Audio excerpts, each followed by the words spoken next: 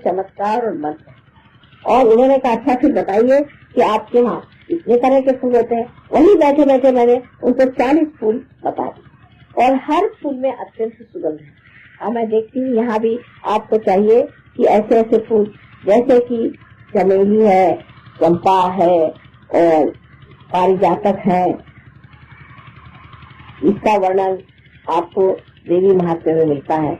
अनेक तरह के ऐसे सुंदर सुंदर फूल हैं, प्राजक्त के फूल हैं, अनंत के फूल हैं। अपने देश में ऐसे अनेक फूल हैं और जिसकी बड़ी बड़ी शाखाएं बढ़ जाती हैं और सवेरे सवेरे देखिए वो सब दूर आंगन में वो छाए रहते हैं। आपने इसे हम लोग बकुल कहते हैं और यूपी में उसे मालसरी कहते हैं। उसका भी पेड़ बहुत सुंदर है। जास्वंदी के अनेक तरह तरह के सुगंधमय पेड़ आप लगा सकते। जापान में एक स्त्री से मैंने कहा कि आपके बाग बहुत सुंदर है, मुझे बड़े पसंद।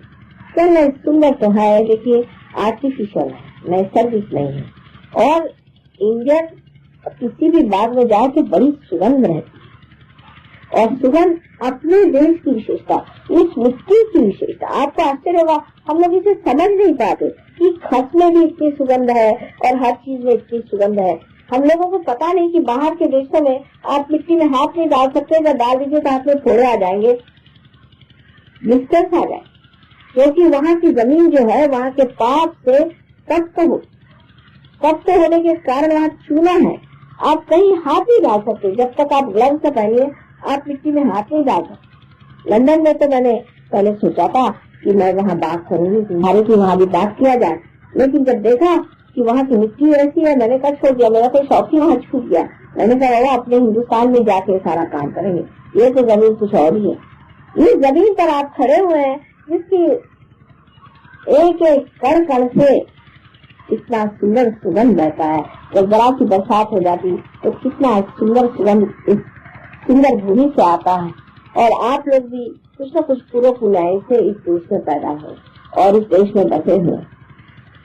सिर्फ इस पुण्याई को पूरी तरह से प्रकाशित करना है, प्रकटित करना है, जो आप सहयोग से बहुत आसानी से कर सकते। रही बात हमारी, तो हम तो आते जाते रहते हैं, हर जगह आते जाते हैं, लेकिन बंगाल से हमारा प्रेम बहुत पुराना है, बहुत पुराना है। अनेक वर्षों की बातें हैं जो आप लोग बहुत कुछ जानते हैं, कुछ जानते नहीं।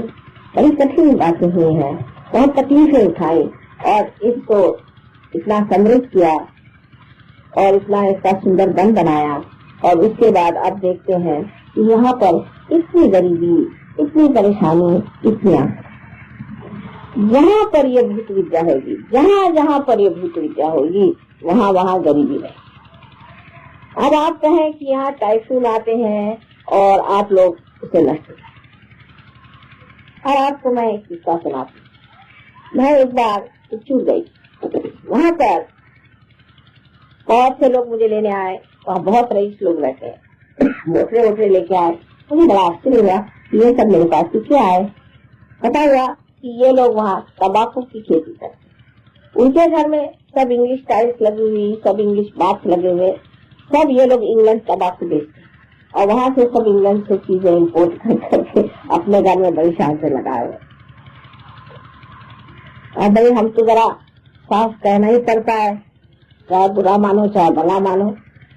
तो हमने कहा भाई आप लोग मोटे मोटे लेके आए, हमें कहना नहीं चाहिए, अतिथि रूप से तो कुछ भी नहीं कहना चाहिए, लेकिन हम मां स्वरूप होकर के आपसे कहते हैं कि आप तंबाकू लगाना बंद, ये गलत है। तो उन्होंने कहा वाह माँ हम तंबाकू के अलावा क्या लगाएं। तो हमने कहा कपास लगाइए, बढ़िया कपास क्या हो, तंबाकू मत लगाइए, तंबाकू राक्षसी, इसको मत लगाइए।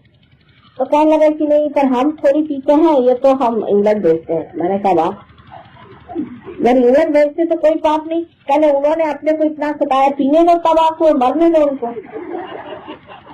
तो मैंने कहा ये कोई तरीका हुआ, ये कोई साधु संतों का तरीका हुआ कि उनको मरने दो। उन्होंने अपने को इतना सताया, जिन्होंने सताया तो कब के मर गए, तो दूसरे आए हुए, उनको सताने से क्या फायदा।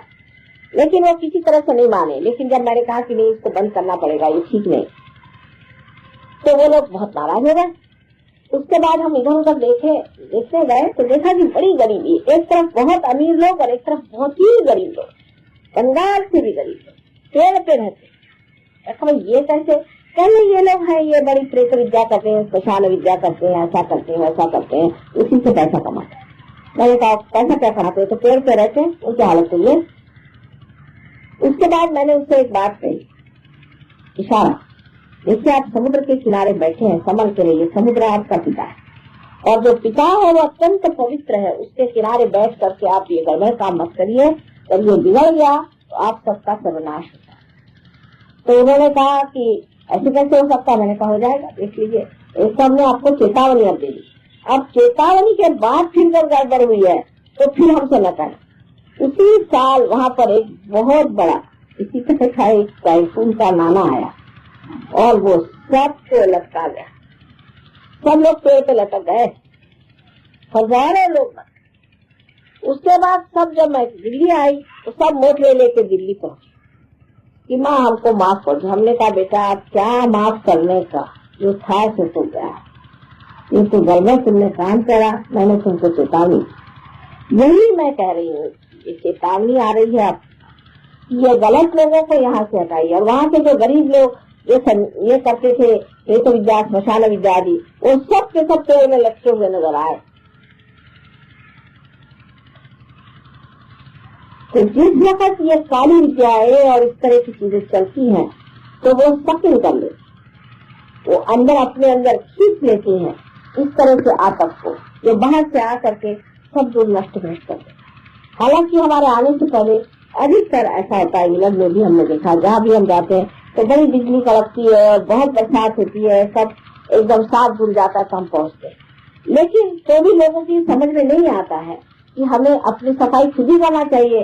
क्यों सृष्टि से कहा जाए, कभी कभी वो भी ऐसा हो जाता है कि उसमें बहुत कुछ नष्ट भी हो सकता है। इसलिए अगर आप ही सत्य को मान लें और स्वीकार कर लें और अपने को सत्य के रास्ते पर सफाई कर ले आए तो सत्य कहीं और से आप पर प्रकट हो तो बड़ा भयंकर होता है, बहुत जोरों में उठता है वो, और उसकी जो शान होती है उसके अंदर बहुत से अनाथ, दुखी, बेसहाय और बेगुनाह लोग भी मारे जाते। इसलिए बेहतर है कि इंसान ही सत्य पे आ जाए और इंसान ही अपने को साफ कर ले, न कि सारी सृष्टि चराचर सृष्टि में ये बात फैल जाए कि चलो अब कलकत्ते को ठिकाना लगाना तो यहाँ 8-10 को मारो, और उसका कोई फायदा तो होता नहीं, कोई इसको समझता भी नहीं, कोई इस भाषा को उनकी समझता नहीं है। सब लोग सोचते हैं कि हम तो रोज देवी के मंदिर जाते हैं, फिर ये प्रकोप क्यों होता। उस देवी के मंदिर में भी वहाँ बैठे हुए हैं राक्षस, बिल्कुल उनके सामने बैठे हैं, बड़ी हिम्मत करके बैठे हुए हैं। हालांकि जिस वक्त देवी जागृत होंगी तो पता चलेगा एक का ठिकाना हो जाएगा। एक बार गंगा जी में जागृति आई थी तो सब जितने भी ऐसे पंडे वंडे लोग थे सब अपनी खटिया उठा करके सवाल लेके भाग रहे थे। मैंने देखा था टीवी में, मैंने कहा अच्छा हुआ गंगा जी ने ठिकाने लगा दिया सबको। जितने भी हरिद्वार से लेकर के पटने तक जितने भी लोग थे सब अपने झोले उठा करके भाग रहे थे। लेकिन तो भी मनुष्य सीखता नहीं है, अगर उस पे निसर्ग से कोई उपचार हो तो सीखता नहीं, सिर्फ वो सीखता है अपनी आत्मा से। इसलिए आप सहयोग को प्राप्त हो, कोई सी भी ऐसी बीमारी नहीं जो सहयोग ठीक है, कोई सी भी ऐसी विपत्ति नहीं जो दूर नहीं। हर तरह की मुश्किलें दूर हो सकती, लेकिन पाने के बाद श्रद्धा होनी चाहिए, जो अंधी श्रद्धा नहीं है। देखी हुई बात है, आपने पाया है, आप अपने में विराजमान हो, आप स्वयं अपने सिंहासन पर बैठिए, आपने पा लिया है, आप क्यों अभी भिखारी जैसे बैठे हैं, आप जो कुछ भी है उससे पाइए। मैं ये नहीं कहती कि कोई आप सन्यासी भाव से बैठेंगे या कोई आपका सब कुछ छूट जाएगा, कुछ भी नहीं, लेकिन आपकी उपभोग शक्ति जो है वो बढ़ जाती। जल्दी कि अब यहाँ पर आपने देखा कि यहाँ एक बहुत सुंदर सा एक चैनल बिछा हुआ है और ये चीते का बना है। अब आप लोग सोच रहे होंगे कि किसने मारा है, किसका बनाया है, क्या है क्या, लेकिन हम इसको देखते ही साथ ये विचार होगा, हम कुछ सोचते नहीं है। हम तो वो देख रहे हैं कि बनाने वाले की क्या बनाई है, और हम सोचते हैं कुछ सारा आनंद जो ऊपर से थोड़ा, तो हम तो भोगता हुए असली ये सुंदर सा बना हुआ है, कुछ इसके बारे में सोचते नहीं है, बस इसे देख भर रहे हैं और देखते हैं इसका बनाया हुआ जो आनंद है, जिन आर्टिस्ट ने उसको अपने हाथ से बनाया, वो सारा ही आनंद हमारे अंदर भरा चला जाएगा। इसके बारे में कुछ भी नहीं सोचा, कुछ भी नहीं जाना, बस ये बनाने वाले की जो सूक्ष्म शक्ति है जिससे ये आनंद उसने इसमें डाला है, वो सारा ही आनंद हम अपने अंदर ले रहे हैं। तो भोक्ता आप बन जाए, सब चीजों का भोग आप ले सकते हैं। अभी तक जो भी प्रॉपर्टी है तो भी हाय तौबा है, जो भी सामान है तो भी हाय तौबा, ईश्वर से लिखाया, इधर लिखाया, उसके पास लिखाया, बिल बनाया और क्या क्या दुनिया भर की चीजों करते रहते, और एक परेशानी की चोर न ले जाए न कुछ हो जाए। हम तो किसी के भी नाम कोई चीज हो, अब ये लायन क्लब के नाम है समझ लीजिए, लेकिन हम तो इसको पूरी तरह से भोग रहे हैं। चाहे आपके नाम से हो चाहे किसी के नाम से हो, भोगने का काम तो हमारा है, हम इसे पूरी तरह से भोग रहे हैं। इसी प्रकार आपको भी भोगने की शक्ति अपनी बढ़ाने की, इसमें छोड़ने छाड़ने का क्या है? जब किसी चीज को पकड़ा है नहीं तो किस चीज को छोड़ना है और किस चीज का संन्यास है। थोड़ी बात बढ़ती है लेकिन कहना पड़ेगा क्योंकि आप सहयोगी हैं, आपसे ही ये बात कही जाएगी।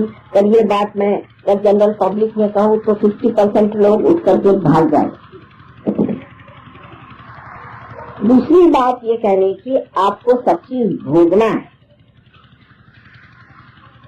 लेकिन उससे भी आगे मैं ये बात कहूंगी कि सिर्फ आपको भोगना ही नहीं है, लेकिन आपको इसी जिंदगी में यहीं पर मजे से जम के रहना है, कहीं भागना नहीं है, कोई पलायनवाद नहीं कि आप गेरुआ वस्त्र पहन करके इधर आए तो आपके वाइब्रेशन गए।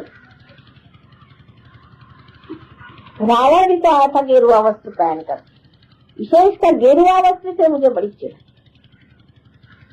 काहे को संन्यास ले रहे? क्या आपकी माँ नहीं है? आपकी माँ सामने बैठी है, आपको क्या मजाल है कि आप संन्यास ले लेंगे? इससे बढ़ के लिए माँ के लिए और क्या दुखी है? माँ कल से मैं संन्यास ले रहा हूँ, क्या बेटा तेरे जो चाहिए उसे ले ले, माफ कर। ये समझ लीजिए कि मैं आपकी माँ हूँ और माँ को सुख काहे से होता वो भी समझ लेना और दुख काहे से होता। अब दूसरी जो बात है, ये उपास करने की बीमारी जो हमारे अंदर बना दी है, ये बिल्कुल गलत बात है कि आज शनिवार को उपवास, कल रविवार को उपवास, इस दिन आप खाना खाते हैं भगवान जाने। अगर आपको ऐसे उपवास का शौक है तो करिए। भगवान कहता है अच्छा चलो हिंदुस्तानियों को बड़ा उपवास का शौक है तो उपवास ही में मार डालता है, क्योंकि आपको शौक है तो वही करिए। लेकिन अगर माँ को दुख देना है तो लड़का कहता है कि माँ मैं आज खाना नहीं खाऊंगा, हो गया माँ का तो सारा दिन खराब गया। बच्चे ने कह दिया कि खाना नहीं खाऊंगा तो बड़ी बुरी बात, उससे तो प्राण निकल गया, अरे बाप रे आज कैसे होगा, मेरी जान गई, अब तो मेरे बच्चे ने खाना नहीं खाया। सारे दिन वो एक लगा के बैठेगी कि अरे मेरे बच्चे ने खाना नहीं खाया, सारी दुनिया को बताएगी, पेड़ को बताएगी, पत्तों को बताएगी, सबको बताएगी मेरे बच्चे ने खाना नहीं खाया। और इस देश में मैं देखती हूँ जो देखो वही उपवास करता है, तो मैं तो मेरे समझ नहीं आता कि मैं क्या करूँ, मैं कैसे समझाऊं। बाबा क्यों ऐसा करो, आराम से खाओ, आराम से पियो, लेकिन पीने का मतलब गलत नहीं है।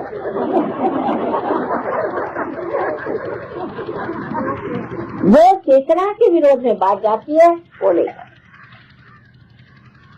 ये सब इसलिए बनाया गया है कि आप तो भूखे रहो और जो पैसा बचे सो मेरी जेब में। तो उपास सहयोग में मना है, ऐसे ठीक है, आपका मन है अपनी तंदुरुस्ती के लिए कभी खाना नहीं खाना तो नहीं खाओ, और कभी खाना खाना है तो खाओ। जैसे आपको कभी कहीं जाना हो किसी के घर और आपको नहीं मन करा उसके घर खाना खाना, तो आप कह लीजिए मुझे उपास है, तो ठीक है वो छोड़ देते हैं आपको। ठीक इस तरह से आप उपास करें तो हर नहीं, मतलब उपास आप अपने लिए करिए, ये नहीं कि उपास के लिए आप जी रहे। सब चीज आपके हाथ में है, जब चाहे उपास करेंगे, नहीं तो नहीं करेंगे। कौन कहने वाला है ये टाइम ऐसा है वो टाइम ऐसा है? हम तो मस्ती में बैठे हुए हैं, कोई कहेगा कि अभी खाओ तो आप खा लेंगे, नहीं तो नहीं खाएंगे, क्योंकि खाने की तरफ चित्त ही नहीं होना। अगर आप पूछो कि क्या खाया तो मुझे सोचना पड़ेगा क्या खाया कि नहीं खाया। खाने की तरफ चित्त होने से ही आदमी उपास करता है। जब उधर चित्त नहीं हो तो उपास नहीं करेगा, क्योंकि वो बहुत बार उपास भी कर जाता है, उसे पता ही नहीं चलता उसने उपास क्या की खाया। सिर्फ अपना चित्त जो है खाने में से निकाल लेना, क्योंकि हमारे भारतीय लोगों में एक बात है खाने में बड़ा, बीवी भी बड़ी होशियार है यहाँ की, वो तो बड़ी अकल है। वो कहती चलो इनको ऐसा खाना बना के खिलाओ ये हमारे चंदिल में फंसे रहे। कहीं भी जाएंगे दौड़ के घर आ जाएंगे, क्योंकि खाना बनाना हिंदुस्तानियों को नहीं आता, आदमियों को।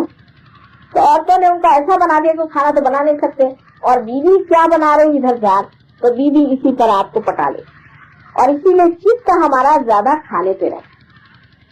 पर और लोगों में ऐसा नहीं, जैसे जापानीज लोग हैं वो देखेंगे कि वस्तु कैसी बनी है, सुंदर है या नहीं, इसमें रूप है या नहीं, खाने के वो चित्त नहीं रहे। लेकिन हमारा हिंदुस्तानियों का मुख्य धर्म है खाना, कि कौन सा खाना बना है आज घर में, या किसी ने कहा भाई मेरे घर ये अच्छा खाना बनता है, तो पहुंच गए वहाँ सारे मंडली, गाँव भर को पता हो जाता है कि आज कहीं खाना बन रहा है, सब मंडली पहुंच गए खाने। और खाने की वजह से प्यार भी और से बहुत प्रकट है। ऐसे हमारी ग्रैंड डॉटर से मैंने पूछा कि तुम क्या करना चाहती हो, तो मुझसे कहा मैं एयर होस्टेस होना चाहती हूँ, और या तो मैं नर्स होना चाहती हूँ। मैंने कहा क्यों? मैं नानी इन दो प्रोफेशन में ऐसा होता है कि आप लोगों को खाना देते, तो औरतों को बड़ा शौक है यहाँ की, ये कमाल है और कहीं नहीं था, कहीं नहीं है। आप लंदन में जाइएगा तो 3 दिन में आपका आधा वजन हो जाएगा, वहाँ तो सब बॉयज ही औरतें खाना देते। तो हिंदुस्तान की औरतों में ये भी एक खूबी है कि वो उनको बड़ा शौक है ये बना के खिलाएं। मेरे साथ बड़ा अत्याचार होता है, माँ मैं आपके लिए स्पेशली बना के लाई हूँ रबड़ी, और मैं रबड़ी खाती नहीं बाबा। तो खाने पीने में हमारा चित्र जो है उसमें भी एक सुंदरता है, लेकिन मैं कह ये रही हूँ कि उससे चित्त ही हटा लेना, चित्त हटा ले तो आदमी उस सूक्ष्म में उतर सकता है। जैसे कि सब्जी के बेर श्री राम ने इतने शौक से, उसकी जो सूक्ष्मता थी वो श्री राम ने कैसी पकड़ी, क्योंकि उसके अंदर उन्होंने उसका प्यार, उसकी नितान्तता, उसका आदर, उसका विचार सब देख करके इतने शौक से उठाए। वही बात हमारे अंदर अगर आ जाए कि हम खाने की ओर चित्त न दे करके और उसके पीछे जो भावना है उसकी ओर ध्यान दे तो हम सहयोगी हो गए। इस जन्म में बहुत ही चीजें जो पिछले जन्म में मैंने बहुत खाई और पी है वो सब छोड़।